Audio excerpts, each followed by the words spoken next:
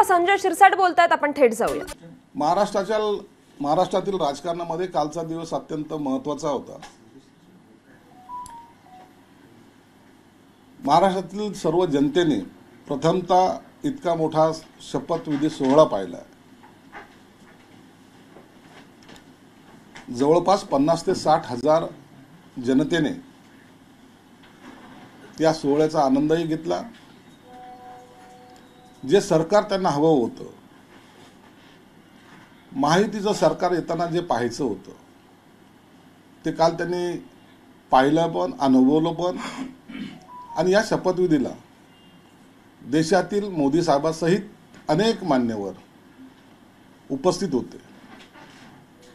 जी शंका काही लोकांना होती की महायुतीमध्ये ऐन वेळेला काही बिघाडा होतोय का, एकनाथ शिंदे साहेब शपथविधी घेतील की नाही घेतील, या सर्व प्रश्नाची उत्तरं त्या शपथविधीच्या समारंभामध्ये आपल्याला पाहायला मिळाली. हे आलेलं सरकार 5 वर्ष किती मजबूतीने चालेल याची ग्वाही या सर्व मुख्यमंत्र्यांसहित सर्वांनी दिलेली आहे. म्हणून कालचा हा आनंद सोहळा ज्या लोकांनी पाहिला नाही, ज्याला आमंत्रित केल्यानंतरही आले नाही, ते दुर्दैवी लोकांस म्हणायला काही हरकत नाही. मी या सोहळ्याचा साक्षीदार म्हणून एक वेगळ्या दृष्टिकोनातून पाहतोय. कालच शपथ झाल्याबरोबर देवेंद्र फडणवीस साहेबांनी ज्या शिंदे साहेबांनी घोषणा केल्या होत्या किंवा ज्या योजना आणल्यात त्याची अंमलबजावणी चालू राहील असं स्पष्टपणे सांगितलंय.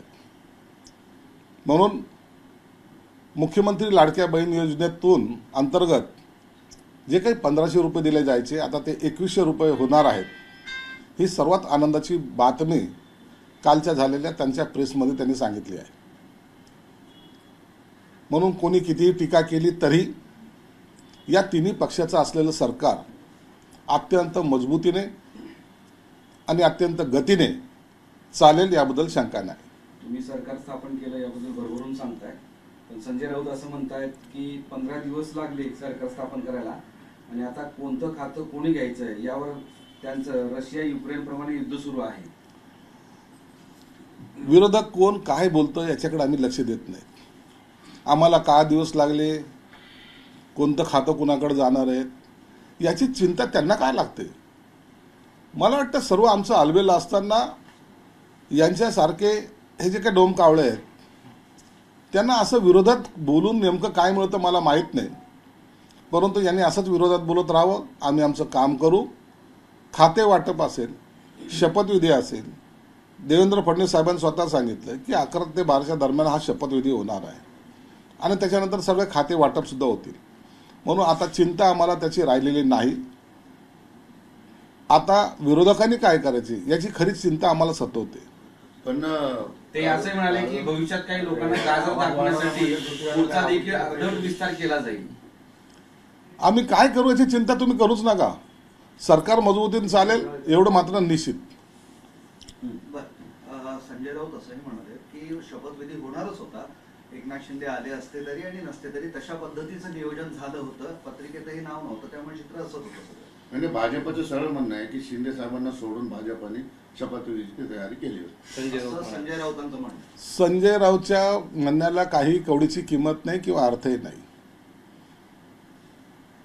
त्यांना असं वाटणं साहजिक आहे. त्यांना या माहितीमध्ये मिठाचा खडा टाकायचा त्यांचा प्रयत्न होता. परंतु नेमकी स्ट्रॅटेजी काय करायची, कधी शपथ घ्यायची हे सगळं ठरलेलं होतं. आम्ही सर्व त्या गोष्टीचे साक्षीदार आहोत. म्हणून आम्ही शिंदे साहेबांचे सुद्धा मनापासून आभार मानतो की त्यांनी आमदारांनी जी काही त्यांना गळ घातली होती, त्यांना जी काही विनंती केली होती त्या विनंतीला सुद्धा त्यांनी मान दिला. स्वतः देवेंद्र फडणवीस साहेब 2 वेळेला शिंदे साहेबाला वर्षाला येऊन भेटले, त्यांचाही त्यांच्या शब्दाचा सन्मान राखला. म्हणून आमच्यामध्ये वाद असण्याचं काही कारण नाही. आम्हाला सोडून किंवा धरून हा शपथविधी होणार नव्हता. हे एकत्रित निर्णय घेऊनच हा शपथविधी पार पाडणार होता एवढं मात्र निश्चित आहे. कोळंबकर हे 1 वाजता हंगामी अध्यक्ष म्हणून शपथ घेत आहेत आणि आता त्यासोबतच नवीन अध्यक्ष कोण असेल यावरही चर्चा सुरू आहे. कोळंबकर ह्या सभागृहातले सर्वात ज्येष्ठ सदस्य असल्यामुळं त्यांना हंगामी विधानसभेच्या अध्यक्षपदाची शपथ ही आज 1 वाजता दिली जाईल. त्यांच्या अध्यक्षतेखाली सर्व नवनिर्वाचित विधानसभा सदस्य हे शपथ घेतील. 2 दिवस हे शपथविधीचा कार्यक्रम झाल्यानंतर 3ऱ्या दिवशी अध्यक्षाची निवडही होईल आणि अध्यक्षाच्या निवडीनंतर एक विश्वासदर्शक ठराव सुद्धा त्या ठिकाणी मांडला जाण्याची शक्यता आहे. सुप्रिया सुळे यांनी तुम्हाला शुभेच्छा देत ते असं म्हणाले आहेत की पुढची 5 वर्ष चांगली सेवा करावी, नाहीतर महाराष्ट्राचा हक्क दुसऱ्या कुठल्या राज्याला त्यांनी देऊ नये. सुप्रिया सुळे फार दिवसानंतर बोलल्या, त्याबद्दल त्यांचा मी आभार मानतो. एक चांगला त्यांनी सल्ला आम्हाला दिलेला आहे. निश्चित त्यांच्या सल्ल्याचा आम्ही आदर राखू. सरकार चांगलं चालू. त्यांना आणि त्यांच्या पक्षाला किंवा त्यांचे असलेल्या सहकाऱ्यांना अभिमान वाटेल असंच राज्य यापुढे कार्यशील राहील, गतिमान राहील. आणि आमची सुद्धा त्यांना विनंती राहील की तुम्ही सर्वांनी आम्हाला या सर्व चांगल्या कामामध्ये सहकार्य करावं. तुमच्या कार्यक्रमामध्ये कालच्या ढिसाळपणा होता हे तुमच्याच पक्षाच्या नेत्यांनी म्हटलेलं पावसकरांनी. नाही, असं काही दिसाळपणा वगैरे नव्हता. इतक्या मोठ्या कार्यक्रमामध्ये थोडे बहुत गर्दी झाल्यानंतर नियंत्रणात आणण्यासाठी थोडी गैरसमज जर कुणाची झाली असेल तर ती हे थोडी बहुत होत असते. सुप्रिया सुळे असं म्हणाले की फडणवीस काल लाडकी बहीणचे 2100 रुपये देणार सुरू करणार असं म्हणाले. शक्य असेल तर 1 जानेवारी 2000 पासूनच ती मागणी मान्य करावी. नागपूरच्या अधिवेशनामध्ये यासाठी विशेषतः तरतूद केल्या जाईल आणि त्याची अंमलबजावणी तातडीने करण्याचा आमचा प्रयत्न राहील. फडणवीस असंही म्हणाले की लाडकी बहिणीसाठी जाहिरात योजनेची छाननी केली जाणार आहे असं ते काल बोलले. योजनेची छाननी केली जाईल याचा अर्थ असा नाही आहे की कुणाला बाद केला जाईल. चुकीचे कागदपत्र कोणी सादर करू नये आणि त्याचा चुकीच्या लोकांनी गैरफायदा घेऊ नये हा त्याच्या मागचा फक्त उद्देश आहे. बाकी जे आहेत, जे व्हॅलिड झालेत त्यांच्यावर कुठेही गदा येणार नाही. गुलाबराव पाटील आणि अमोल मिटकरी यांच्यात चांगलंच पेटलं दिसतंय. ते म्हणाले की गुलाबराव पाटील यांना मंत्रिपद मिळो की नाही मिळो ही सत्यनारायण चरणी प्रार्थना आहे आणि त्यांनी फक्त अधिक बोलू नये. मिटकरींच्या याच्यावर मी भाष्य करणार नाही. तेही विद्वान असल्यामुळे त्यांच्याबद्दलचं जास्त भाष्य करणं मला योग्य वाटत नाही. जाती जनगणनेला भाजपचा विरोध नाही, मात्र ओबीसींवर अन्याय होता कामा नये असं फडणवीस शपथ घेतल्यानंतर पहिल्यांदा. या सरकारची भूमिका सर्व जाती धर्माला बरोबर घेऊन जाण्याची आहे. मराठा समाज असो, ओबीसी समाज असो, दलित समाज असो, आदिवासी समाज असो, सर्व समाजांना बरोबर घेऊन जाण्याची त्यांची मानसिकता आहे. कोणत्याही समाजाला न्याय देताना दुसऱ्या समाजावर अन्याय होऊ नये ही एकनाथ शिंदे साहेबांनी पूर्वीच भूमिका घेतली होती. मराठा समाजाला आरक्षण देताना ओबीसी समाजावर अन्याय झाला नाही पाहिजे ही भूमिका प्रथम दिवसापासून त्यांनी मांडली होती आणि त्याच पद्धतीने आताही हे सरकार कोणत्याही समाजावर अन्याय होऊ देणार नाही. अधिवेशनामध्ये दिल्लीत राज्यसभेत गोंधळ तुम्ही पाहिला असेल की खासदारांच्या बेंचवर नोटांचे बंडल सापडले आणि त्यावरून जोरदार गदारोळ सुरू आहे. नोटाचे बंडल सापडण्याचं काही कारणच नाही. आता काही कोणत्या निवडणूक नाही, कोणाची काही देवाणघेवाण नाही आणि म्हणून काही घोडेबाजार होण्याचा काही संभावना पण नाही. हे कसे आले, काय आले याची चौकशी कदाचित तिथे सभापतीने आदेश दिले असतील आणि जेव्हा चौकशी होईल त्या टायमाला ते समोर येईल.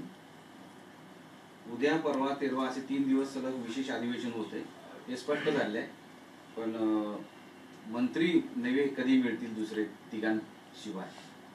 7, 8, 9ला जे विशेष अधिवेशन बोलवलंय ते अधिवेशन झाल्यानंतर 11 किंवा 12 तारखेला मंत्रिमंडळाचा विस्तार होईल असं सुतोवाच देवेंद्र फडणवीस साहेबांनी स्वतः केलेलं आहे. म्हणून आता जास्त कालावधी लागणार नाही.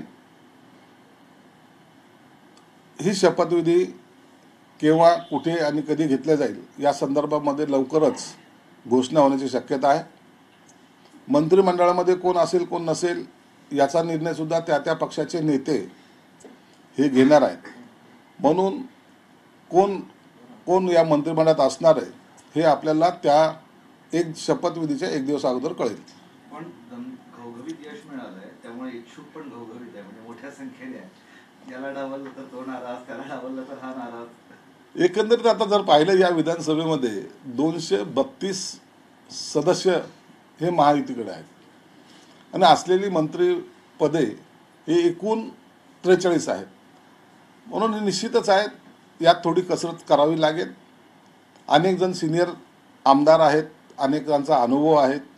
या सर्वांचा ताळमेळ बसवणं हे नेत्यांचं एक वेगळं काय म्हणता येईल त्याला कौशल्य त्यांना ते दाखवावं लागणार आहे आणि त्या आधारेच या नवीन मंत्र्यांची निवड करावी लागेल. मंत्रिपद मिळावं म्हणून शिवसेना आणि एनसीपीचे दोन्ही पक्षाचे भाजप सोडून नेते, इच्छुक नेते, आमदार वेगवेगळ्या पक्षाच्या दालनात जाऊन लॉबिंग करताना दिसत आहेत. शिवसेनेचे एनसीपीच्या करल्या जात आहेत, भाजपकडे जात आहेत, मुख्यमंत्र्यांकडे जात आहेत, उपमुख्यमंत्र्यांकडे जात आहेत. तसंच एनसीपीचं तसं चालू आहे. तुम्ही हा गैरसमज करूच नका.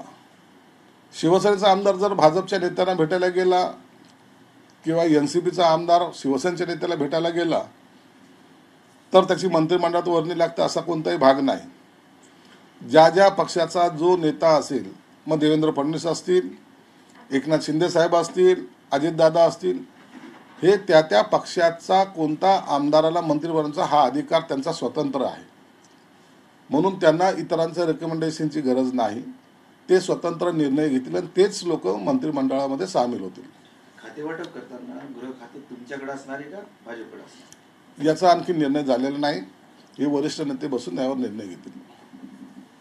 मंत्र्यांचा फॉर्म्युला काय ठरला का? कोणत्या पक्षाला किती? नाही, या फॉर्म्युल्याबद्दलचं आताही चर्चा झालेली नाही. हे वरिष्ठ नेते 1-2 दिवसामध्ये चर्चा करून याच्यावर निर्णय घेतील. मराठवाड्यात किती मंत्री मिळतील? हे सर्व निर्णय हा 2 दिवसात होईल. जरांगे पाटलांनी 5 तारखेपर्यंतचा अल्टिमेटम दिलाय. आरक्षणाचा प्रश्न जो आहे तो मार्गी काढावा असं त्यांनी सांगितलं. जे त्यांनी काही सांगितलंय सरकार त्याची निश्चित दखल घेईल. योग्य ती चर्चा सुद्धा सरकार त्याच्याबरोबर करेल असं एकंदरीत आहे. सरकार स्थापनेनंतर अधिवेशनाला असलेलं महत्त्व, हे अधिवेशन संपल्यानंतर कदाचित सर्वच लोकांची एकदा स्वतंत्रपणे बैठक बोलवण्याचा सुद्धा सरकार प्रयत्न करेल.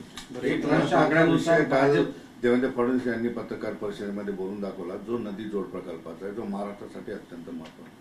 किती सरकार सिरियस होतं, कारण वॉटर ग्रीड कालच्या मागच्या तुमच्या कार्यकाळात पूर्ण होऊ शकलं नाही, त्यासाठी फंड वगैरे आला, तयारी सुरू. नदी जोड प्रकल्पाबद्दल मराठवाड्यातील नेता म्हणून तुम्हाला काय वाटतं? नदी जोड प्रकल्प हा मराठवाड्यासाठी अत्यंत महत्त्वाचा प्रकल्प आहे. महाराष्ट्रामध्ये सुद्धा इतर राज्याप्रमाणे एकीकडे पाऊस जास्त पडतोय आणि जे अतिरिक्त पाणी आहे ते समुद्राला मिळतंय किंवा त्याच्यामुळं पूर परिस्थिती निर्माण होते. जर नदी जोड प्रकल्प झाला तर बॅलन्स ज्याला म्हणता येईल, मराठवाड्यातला काही भाग तुम्ही बीड घ्या, हिंगोली घ्या, लातूर, उस्मानाबाद, धाराशिव, जालना हा नेहमी दुष्काळग्रस्त राहिलेला आहे. हा जर नदी जोड प्रकल्प जर झाला तर यामुळं या भागामध्ये बागायती ज्याला म्हणतो किंवा चांगल्या प्रकारच्या या शेतकऱ्याला एक दिलासा मिळेल आणि असलेला दुष्काळ हा कायम स्वरूपी मराठवाड्यावर असलेला तो डाग आहे तो पुसला जाईल. एकीकडे घवघवीत यश मिळालं, त्यानंतर राष्ट्रवादीचे विक्रमसिंह पाटणकरांचा मुलगा सत्यजित पाटणकर भाजपमध्ये जाणार आहे. इनकमिंग आता सुरू झाली आणखी एकदा. सत्तेमध्ये आता अनेकांची इन्कमिंग होईल. आमच्याकडे काही लोकांची यादी आलेली आहे, परंतु याचा निर्णय तातडीने न घेता अधिवेशनानंतर घेतला जाईल. अवकाळी पावसामुळे आता नवीन सरकार बनलंय, शेतकऱ्यांना सुद्धा खूप मोठ्या अपेक्षा आहेत. कांदा, द्राक्ष अशा पिकांचं बरंचसं नुकसान झालंय. लवकरात लवकर मंत्रिपद मिळावं, दिलासा मिळावा.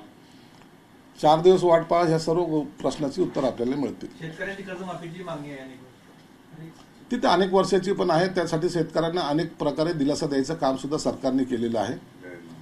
आता जे सुद्धा आणखीनही शेतकऱ्याची बिकट अवस्था होऊ नये किंवा त्यांना मदत मिळण्यासाठी जे जे उपाययोजना करता येईल ते सरकार निश्चित करेल. शेतकरी हा महाराष्ट्राचा कणा आहे, म्हणून त्याला कुठेही डावलल्या जाणार नाही. प्रायोरिटीने शेतकऱ्याला दिलासा द्यायचं काम हे सरकार करेल. तर एकनाथ शिंदे हे मुख्यमंत्रीपद शपथ घेणार नाही अशी सगळी चर्चा सुरू होती. नेमकं असं काय झालं की म्हणजे ते राजी झाले? एकनाथ शिंदे साहेबांनी सर्व आमदारांचा जो आग्रह होता